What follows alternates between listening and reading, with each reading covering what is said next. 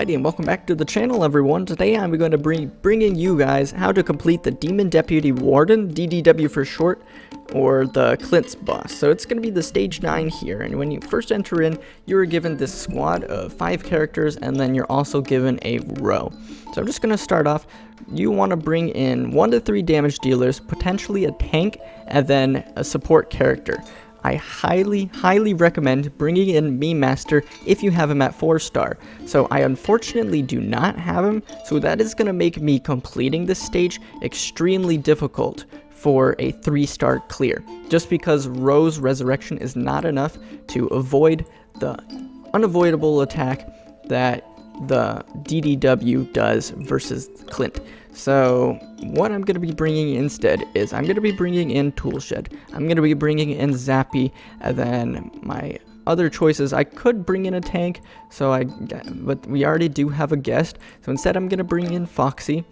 So there's my Magic Slingers formation, and I could go a damage aura using Pika Pika, which would probably be the best thing to go here, or I could do a friendly dude if he was at 5-star, but I don't. So we're gonna go ahead with Pika Pika here, and yeah, I think that'll be good. I bring in Foxy instead of Windsummers just because you do need multi-target healing for this, and my Foxy does have that over my other healers.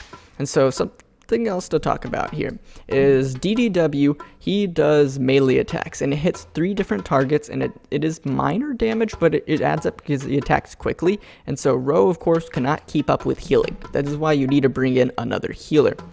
So some other things is his rotations. He always does 4 auto attacks, and then he follows a rotation. His first skill is going to be Fire Class A, and that'll be at 15 seconds.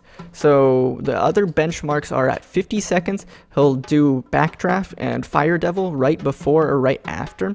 Fire Devil is the one you have to look out for, and it's unavoidable targetable versus Clint, and so you need to save his epic ability for that. Make sure you save his epic ability. You'll have to do 1 rotation, and then if you mess up the rotation, then it won't be back online before he casts the next Fire Devil, and so you need to have enough DPS to kill him before that happens. And so you just need to be ready around there to quickly move away the Clint squad in order to avoid that attack. So we're just going to go ahead and move on to that point. So I'm just going to move all my characters here, and that way I could stack the auras and hopefully get enough healing out before they all die. Whew, that was so close. So I'm just going to wait. I probably should have waited on the side because he will do an attack. Yep, there's Fire Class A. And so the good thing is he stops attacking while he's channeling that. And so it does help with survivability. And so I'm going to get ready to cast this. That was 2, 3. So there is Backdraft. So I'm just going to use Rose Leader ability to get out of there. Of course, Muscle Wizard's going to go down because this is why I hate Rose Leader ability. It's so useless. But luckily I was able to get that cast. Alright, and so what I'm going to do here is I'm going to get ready to move Clint's squad because it's about to go. Alright, so there it is. So what I'm going to do is I want to move Clint's squad away, and then I'm going to cast this. And alright, so that almost worked. So what happens is this fire tornado right here, it's unavoidable, and it only follows Clint. And so the best way to do that is to be towards the side here, and then you move that Clint squad away, and then at the same time you wait until the bar is nearing halfway, and then you use his epic ability. So what that'll do is it'll make him death proof while he's running forward, and then the rest of your squad is going to be moving away. But of course I think it was my Muscle Wizard, or not my Muscle Wizard, one of my characters here decided to ignore commands, Willow. And so instead of moving away, she decided to stay there in the path that Clint took. But anyways, that's pretty much how you avoid that.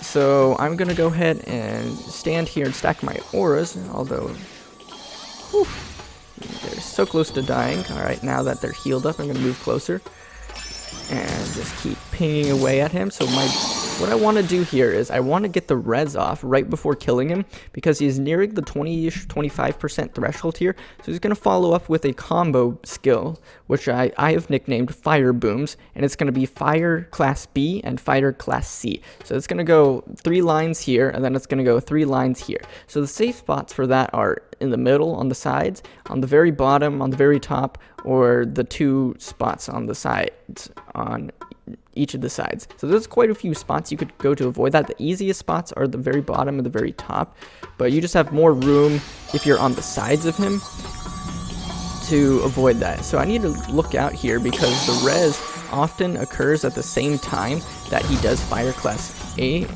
So it's just something I need to look out for. So there's Fire Class B.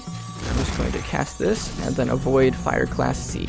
So, guest, oh, you're scaring me there. This is why it makes it difficult to survive, is because of all these different kinds of attacks. But there you have it. That was the 3-star clear. It's so difficult to pull that off without a meme master.